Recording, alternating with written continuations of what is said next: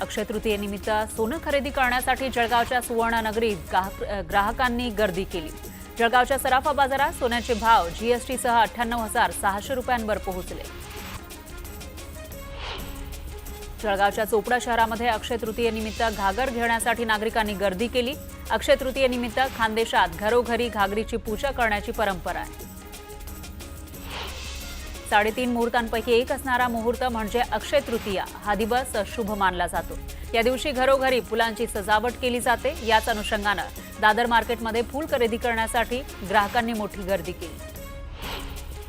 अक्षय तृतीयेनिमित्त घागरला आगळं वेगळं महत्त्व आहे, त्यामुळे मालेगाव मनमाडच्या बाजारात घागरची आवक वाढली आहे। मात्र घागरीचा योग्य दर घागरीला मिळत नसल्याने दुकानदार हवालदिल झाले। अक्षय तृतीयेनिमित्त पुण्यातील श्रीमंत दगडूशेठ गणपती मंदिरात फुलांची आरास करण्यात आली। गणपतीचं दर्शन घेण्यासाठी भाविकांनी मोठी गर्दी केली। बाप्पाला तब्बल 11,000 आंब्यांचा नैवेद्य दाखवण्यात आला। सोलापुरातील श्रीमंत मानाचा कसबा गणपतीला 211 डझन हापूस आंब्याची आरास करण्यात आली। गणपतीच्या मूर्तीभोवती सजावट करून त्यासमोर बैलगाडीतून शेतकरी परिवार आंबे वाहतूक करतोय असा देखावा साकारण्यात आला। अक्षय तृतीयेच्या निमित्तानं नाशिकमधील कारंजा चांदीच्या गणपतीला आंब्याची सजावट करण्यात आली। मंदिरात हापूस, देवगड, रत्नागिरी, केसर अशा विविध प्रजातींच्या आंब्याचा नैवेद्य दाखवत बाप्पाची पूजा करण्यात आली। चंद्रपूरच्या इरई नदीच्या खोलीकरणाच्या कामाला वेग आला आहे। 45 दिवसात खोलीकरणाचं काम पूर्ण केलं जाणार आहे। यासाठी 17 कोटींचा निधी खर्च केला जाणार आहे। सिंधुदुर्ग जिल्ह्यातील राजकोट इथल्या छत्रपती शिवाजी महाराजांच्या पुतळ्याचं काम पूर्ण झालंय। राज्याचं कला संचालनालय याचं पथक लवकरच या पुतळ्याची पाहणी करणार आहे। त्यानंतरच अनावरणाची तारीख निश्चित केली जाईल। बीडच्या गेवराई तालुक्यातील उमापूर इथं डॉक्टर अमोल पवार यांच्यासह त्यांच्या कुटुंबियांना 10 ते 15 जणांच्या टोळक्यानं लोखंडी रॉड आणि काठ्यांनी मारहाण केली। ही संपूर्ण घटना सीसीटीव्हीमध्ये कैद झाली आहे। या प्रकरणी पोलिसांनी गुन्हा दाखल केलाय। आरोपींच्या अटकेसाठी उमापूर गाव बंदची हाक देण्यात आली आहे। बीडच्या वडवणी तालुक्यातील पुसरा शिवारात पाण्याच्या शोधात फिरणारं हरिण 30 फूट खोल विहिरीत पडलं। ही बाब ग्रामस्थांच्या लक्षात येताच त्यांनी वनविभागाच्या मदतीनं हरणाचं रेस्क्यू करत त्याला जीवनदान दिलं। उन्हाचा तडाखा वाढल्यानं मागील 8 दिवसांपासूनच रायगड जिल्ह्यामध्ये तापमानाने उच्चांक गाठलेला आहे। किल्ले रायगडावरील जलसाठा असणारे हत्ती तलाव आणि गंगासागर तलाव यातील पाणी पातळीनं तळ गाठलाय। त्यामुळे 6 जूनला शिवराज्याभिषेक सोहळ्यासाठी येणाऱ्या शिवभक्तांना पाणी टंचाईचा सामना करावा लागणार आहे।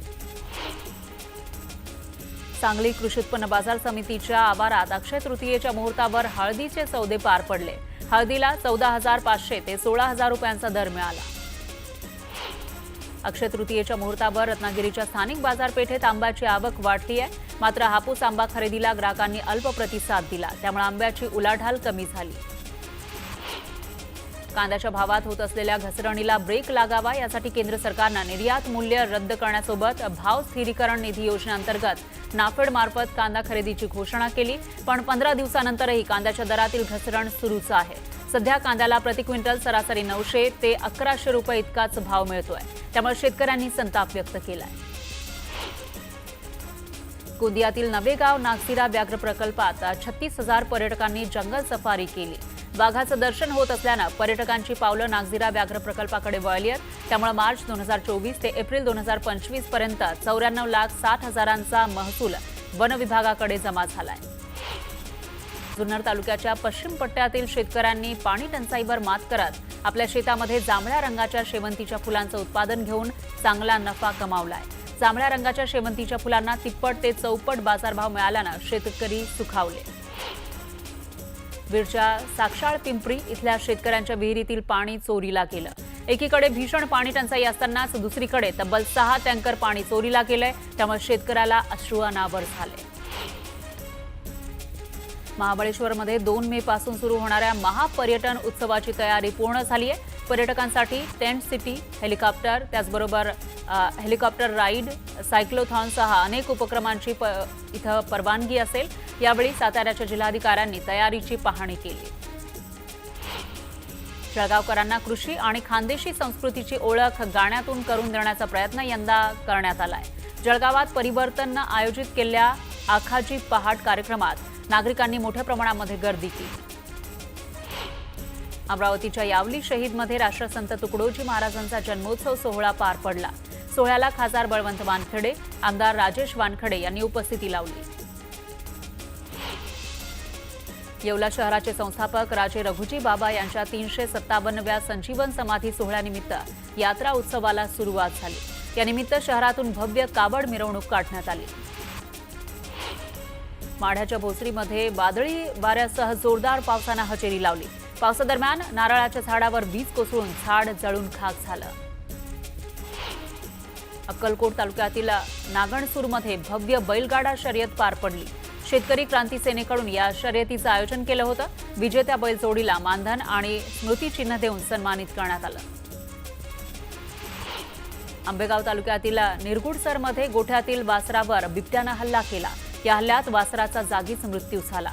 त्यामुळे संतप्त ग्रामस्थांकडून बिबट्याला जेरबंद करण्याची मागणी केली जाते। आंबेगावातील मंचरमध्ये दिवसाढवळ्या बिबट्याचं दर्शन झालं। शहराच्या अगदी जवळच बिबट्याचा वावर आढळलाय, त्यामुळे नागरिकांमध्ये भीतीचं वातावरण आहे।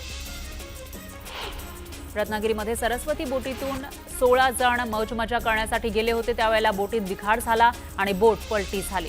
यावेळी रत्नागिरी पोलीस दलाला समुद्रात बुडणाऱ्या 16 जणांचे प्राण वाचवण्यात यश आलं। अक्षय तृतीयेच्या दिवशी होणारे बालविवाह रोखण्यासाठी नाशिक जिल्हा प्रशासनाच्या वतीनं हेल्पलाईन नंबर जारी करण्यात आला। गेल्या वर्षभरात जवळपास 89 बालविवाह रोखण्यात जिल्हा प्रशासनाला यश आलंय। कराड चिपळूण राज्यमार्गावर अवघ्या 10 किलोमीटरचा रस्ता तयार होण्यासाठी 1-2 नव्हे तर तब्बल 10 वर्षाचा काळ लोटला, तरीही रस्ता अपूर्णच आहे। त्यामुळे ग्रामस्थांसह वाहन चालकांचे मोठे हाल होत आहेत। सावंतवाडी नगरपालिकेतर्फे बॅनर हटाव मोहीम राबवण्यात आली आहे। सावंतवाडी शहर बॅनर मुक्त करण्याचा निर्णय शांतता समितीच्या बैठकीत घेण्यात आला। याच पार्श्वभूमीवर सावंतवाडी शहरातील सर्वच बॅनर हटवण्यात आले। महापालिकेनं सांगलीच्या भाजी मंडईमध्ये अतिक्रमण मोहीम राबवली। यावेळी कारवाईवरून कर्मचारी आणि विक्रेते यांच्यात वादावादी झाली। अखेर भाजी विक्रेत्यांनी स्वतःहून अतिक्रमण काढत महापालिकेला सहकार्य केलं। लातूर शहरातील गांधी चौकातील श्री महालक्ष्मी मंदिर कलशारोहण सोहळा पार पडलेला आहे।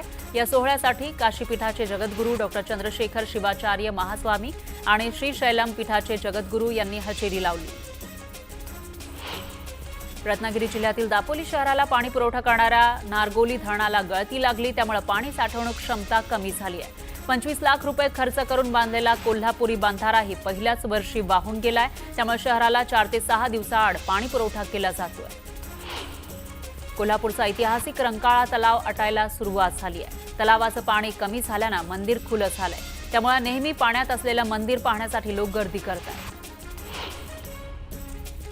गडचिरोली जिल्ह्यातील अहेरी आलापल्ली परिसरात मुसळधार पाऊस आणि गारपीट झाली। प्रमुख रस्त्यांवर झाडं उन्मळून पडली, त्यामुळे मार्ग बंद करण्यात आले। काही भागात वीज पुरवठा खंडित झाला। पुणे बंगळुरू महामार्गाच्या कर्मचाऱ्यांनी काम बंद आंदोलन पुकारलं। आर्थिक वादात भरडले जात असल्याचा आरोप कर्मचाऱ्यांनी केला। दरम्यान तातडीनं थकीत पगार देण्याची मागणी या कर्मचाऱ्यांनी केली आहे।